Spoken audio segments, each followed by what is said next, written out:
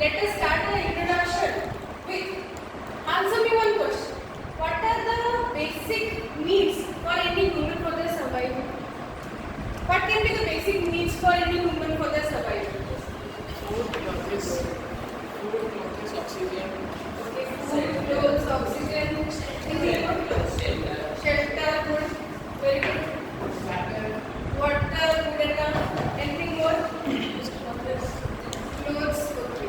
So these clothes have been very highlighted here. As you all know, the clothes are very highlighted. It is related to our topic. That's why you are highlighting the clothes again and again.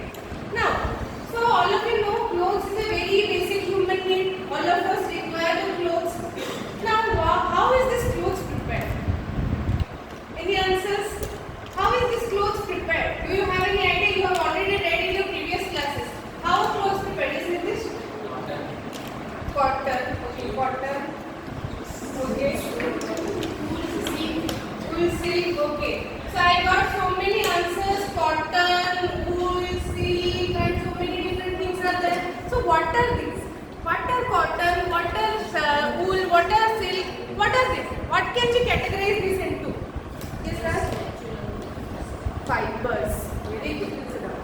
So finally we have entered our word, that is fibers. So in this chapter we will be broadly discussing about some natural fibers, some synthetic fibers and plastics. So name of our chapter is synthetic fibers and plastics. Okay.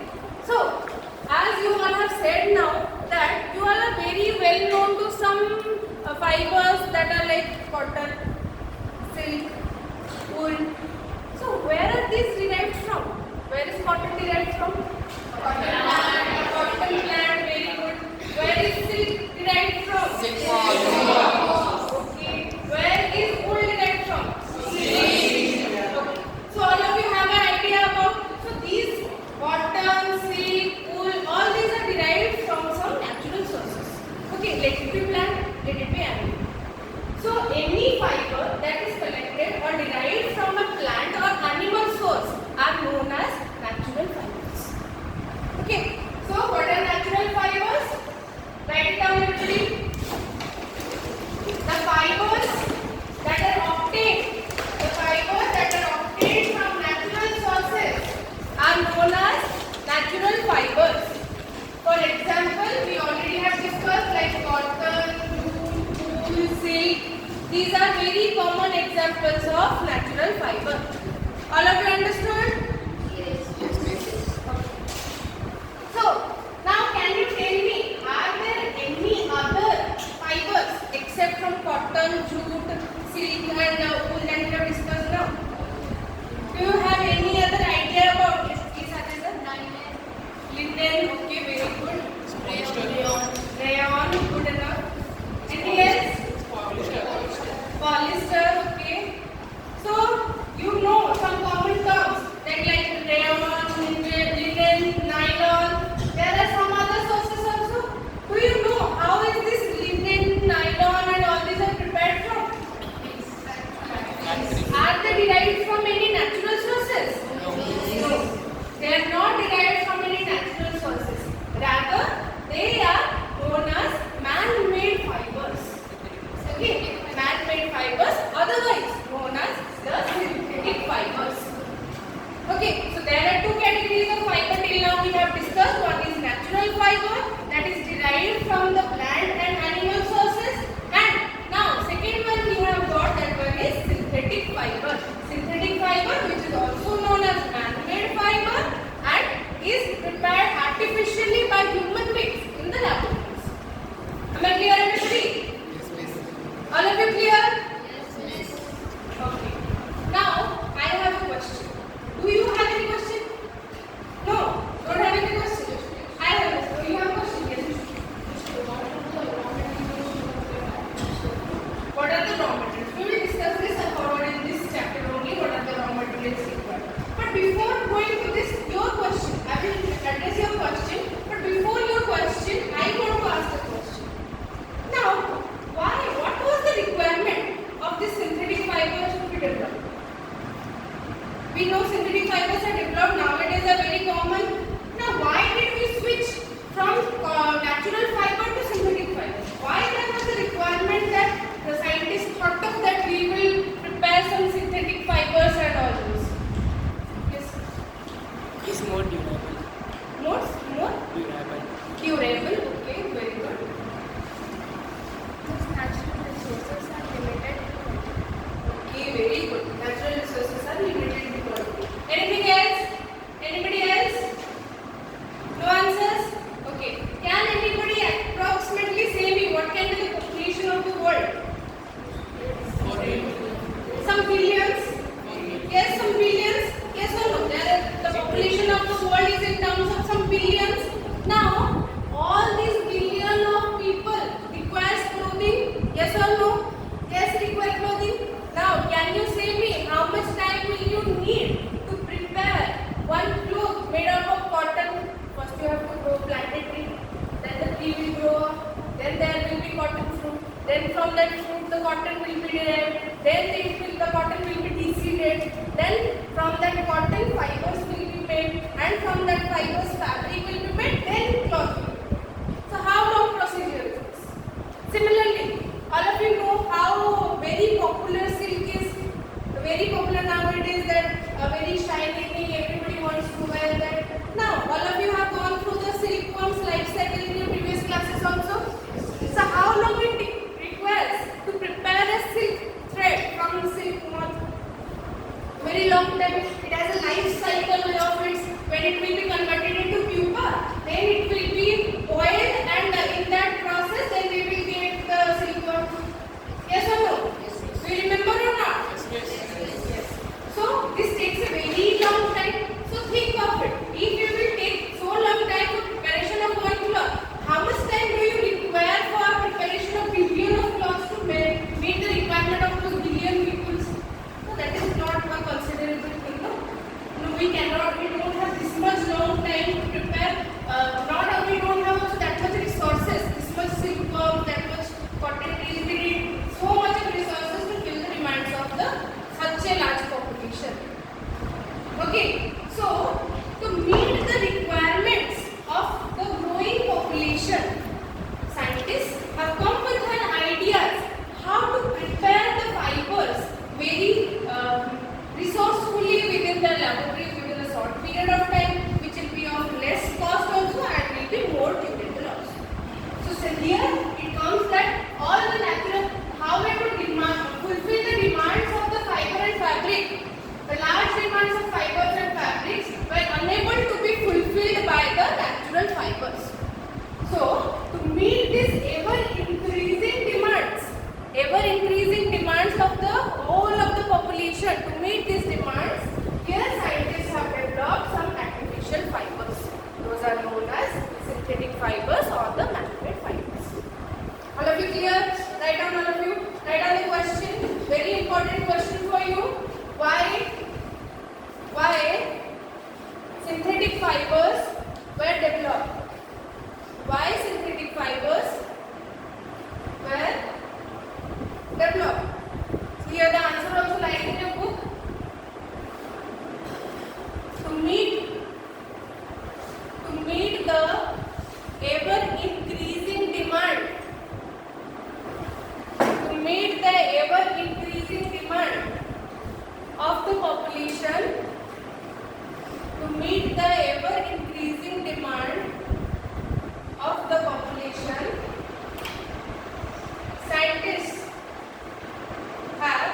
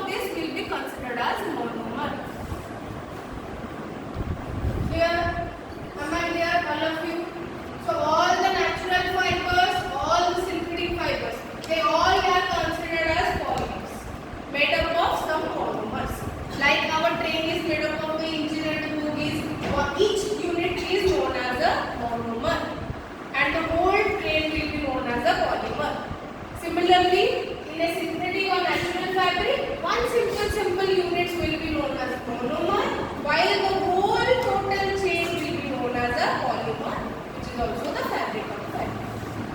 Okay. What do you mean by mono? Can you please say it? What do you mean by mono? One or single. What do you mean by poly? Many. Okay. Generally, when it is more, the number is more than 4, we consider it as poly. One for mono is for 1, di is for 2, tri is for 3, tetra is for 4. When generally it is more than 4, we will consider it as 4. Okay. Now here mono stands for 1. Here mer stands for the parts of the smaller units. Okay. Therefore the name came as monomers because 1 unit, and polymers because many units are combined. All of you understood? Yes. Any doubt till now? No doubts till now? Okay. So let me give you one example. A very well-known synthetic fiber that is being banned now. Do you know? Can you guess what is that? It is banned now. Still somewhere we are seeing its uses. Can you guess? Polythene. Very good. Okay, polythene. The polythene is also another very good example of synthetic fiber. Polythene. Now it is a synthetic fiber means of course it is a polymer. Polymer means it is of course made up of many monomers. Now what can be the monomer for polythene? In your higher classes you will be reading about these structures, but when carbons have double bond within them and attached to 4 hydrogens, this structure is known as ethene. Okay. Now when many ethenes will be joined together,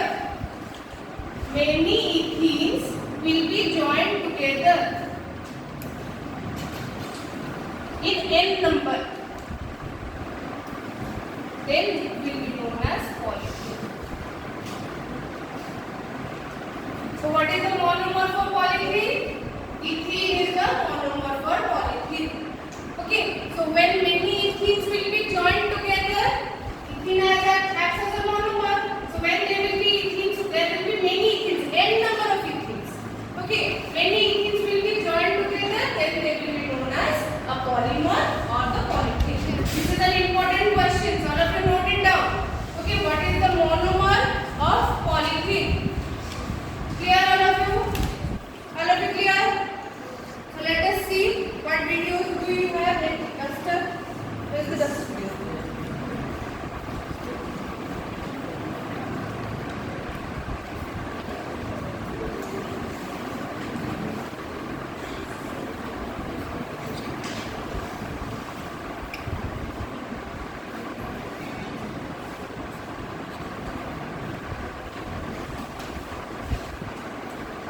Now this video says about the history of synthetic fibers.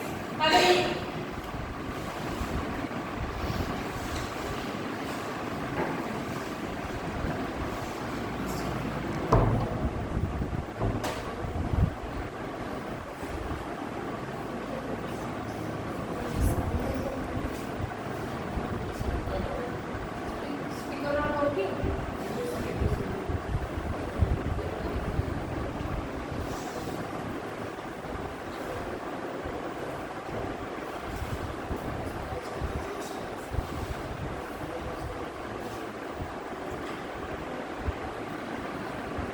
Speaker is full.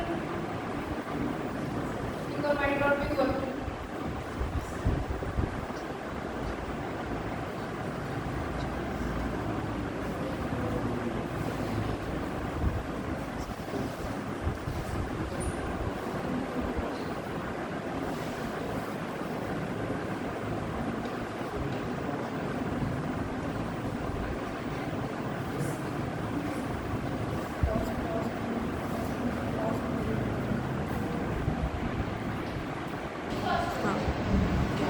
Anand, why don't you wear clothes made of cotton fibers when you go out to play?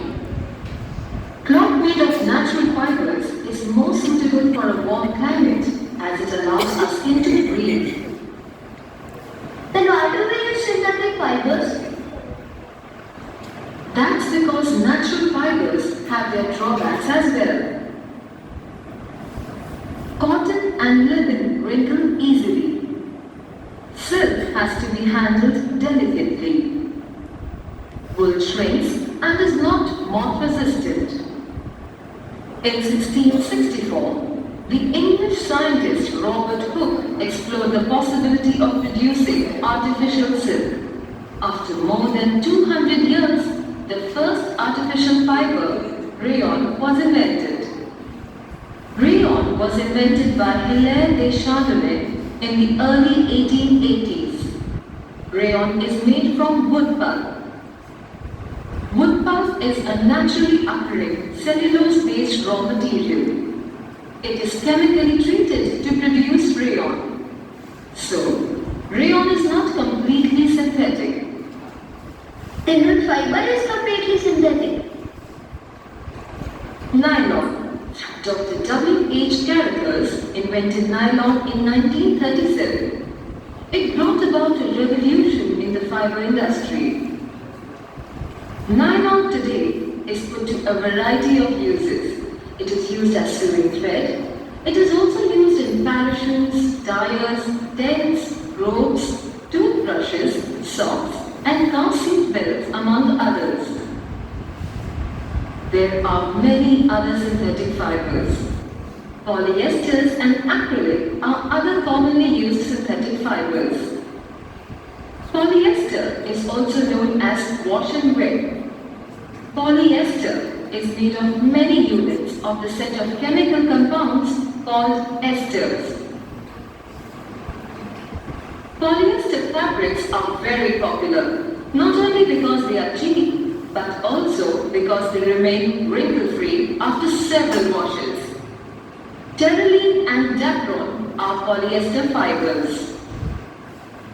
In 1941, British scientists Winfield and Dixon invented PET, a polyester that is used to make synthetic fibers and plastic objects. Bottles, jars, and other objects are made from PET. PET plastic objects are easier to recycle than other plastics. Another fiber known for its affordability and durability is acrylic. Acrylic is a cheap alternative to wool. It is used to make sweaters, shawls, and blankets. This is quite interesting, Mom. Yes, indeed it is. Now you can even share what you know with your friends in school. Why is rayon considered a man-made fiber? Why do you think nylon became more popular than rayon? Why is polyester mostly used in the garment industry? Why is acrylic used instead of wool? So, you have seen many examples related to synthetic fibers. Many possible synthetic fibers we have seen. We will be discussing all these synthetic fibers, the rayon, the nylon, the acrylic, detailedly, broadly in this chapter. But before going to that, we have discovered one thing that these monomers are joined together to make the polymers. Okay, are we clear about that? Now, how are they joined? How are they joined? Do we paste them by using favicons? This monomer will take one ethene, will apply some favicol or faviquick, then we fix it up with another monomer. Do we do that? No. There are different processes through which we undergo to combine these monomers together. So, the process in which these monomers combine together to form a polymer is known as polymerization. Note it down, everybody. Polymerization. So, what is polymerization? Write down, all of you. Polymerization is the process. Polymerization is the process in which monomers combine together. Polymerization is the process in which monomers combine together to form the polymers.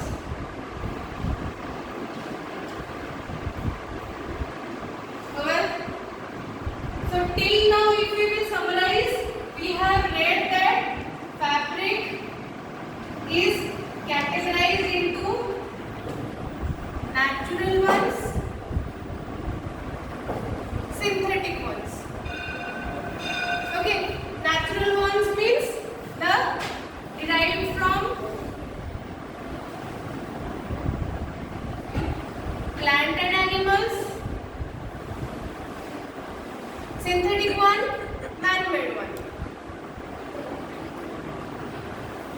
Okay, so in this video, have you marked? It has said that rayon is a synthetic polymer, is a synthetic fabric, but not fully synthetic. Have you marked? It is said it is not fully synthetic. What do you mean by that? So here comes another category, that is semi-synthetic. Semi-synthetic. Now what is semi-synthetic? Semi-synthetic means the raw material that we will take to prepare this fiber, that one will be a natural one. That will be a natural one, but it will be made by chemically treating them natural fibers. For example, rayon.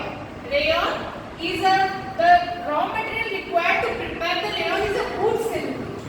Now that wood cellulose is not directly converted into rayon. When some chemical treatments are done over that wood cellulose, then it will be converted into rayon. So wood cellulose is natural one. When some chemical treatments are done over it, so this rayon falls in the category of neither fully synthetic nor fully natural. So it comes under the category of semi-synthetic. All of you understood what we mean by semi-synthetic fibers? Semi-synthetic fibers are the fibers whose raw materials are natural, but they are prepared when some chemical treatments are done to it. So it is not either fully natural nor fully synthetic. Okay, all of you clear about this classification? So all of you, your homework is you have to collect different sources, different fabrics that you can. How many you can? Cotton yarn or yarn, silk or one wool, anything you can collect, paste it in your copy, categorize it. Either it is a natural fabric or it is a synthetic fabric or it is a semi-synthetic fabric. Next class we will continue discussion from here. Okay.